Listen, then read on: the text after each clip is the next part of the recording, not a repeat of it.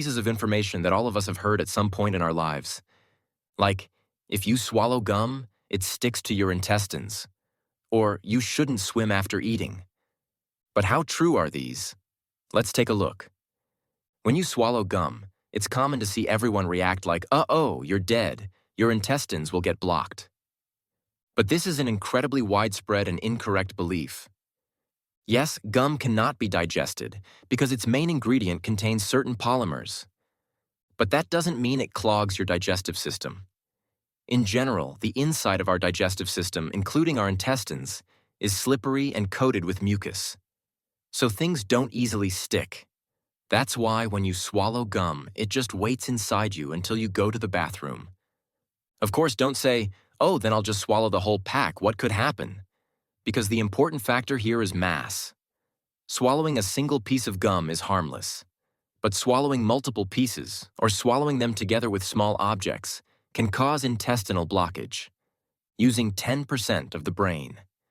This is already a ridiculous piece of information. In the 19th century, when science and medicine weren't very advanced, some scientists made wild comments like, maybe the parts of the brain whose functions we don't know aren't being used. As time went on, and with the influence of popular culture, this idea spread. You probably know that famous scene about what would happen if we used 100% of our brain. That's what I mean by popular culture. In reality, there is no empty part of the brain. Every part of the brain has a function, and useless parts were already discarded long ago through evolution. So what happens if we use 100% of our brain? Nothing good. You'd die. Shut up. Give me full control, you say. Now all control is yours. You're dead because you forgot to keep your heart beating. Drinking cold water. I don't think there's anyone who hasn't heard this. Every adult insists to a child, you drink cold water in winter, you'll get sick. Of course, this is irrelevant and incorrect. Diseases like the flu or a cold are transmitted by viruses or bacteria. Cold water itself cannot cause this. You drink it at a bad time, it might slightly irritate your throat, but that's temporary anyway.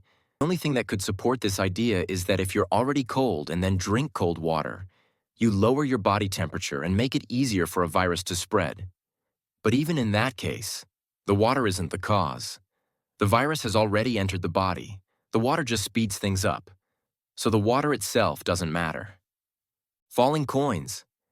If you were standing under a building and a coin fell from the top onto your head, would you really have a chance of dying? No. You might think the coin keeps accelerating as it falls, but there's a limit. Air resistance eventually caps the speed, and the coin reaches its maximum falling speed, around 40 kilometers per hour. You'd probably feel more pain if someone just hit you on the head. Lightning is deadly. It can be, but technically not in the way you think.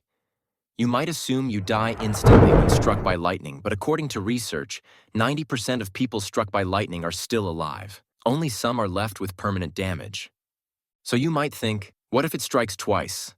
There's a man who was struck by lightning 7 times and didn't die. People around him nicknamed him the Lightning Man and stayed away from him on stormy days.